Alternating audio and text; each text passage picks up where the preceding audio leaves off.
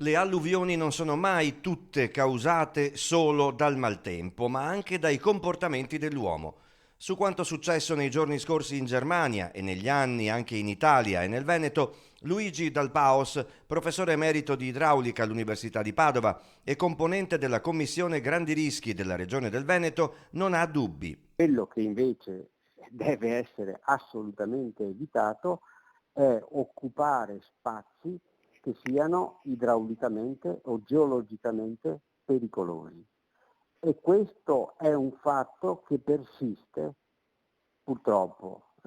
Abbiamo ricevuto tante lezioni, ma le alluvioni, come si dice qua dalle mie parti, sono un mal de smentegon. È un male che rapidamente dimentichiamo e dopo un po' ritorniamo a tenere gli stessi comportamenti di prima. Sono i nostri comportamenti che devono essere modificati. Anche in Veneto, nonostante il lockdown nel 2020 abbia fermato molti cantieri, sono stati cementificati altri 682 ettari di suolo, come riportato nel rapporto ISPRA-SNPA.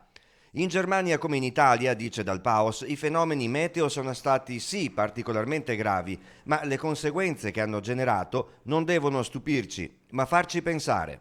Che la responsabilità dell'uomo, l'insipienza dell'uomo nell'aver occupato spazi che probabilmente non dovevano essere occupati, è forse una delle cause importanti di tutto quanto, soprattutto dei danni che si producono e anche purtroppo in questo caso dei morti, delle vite che perdiamo.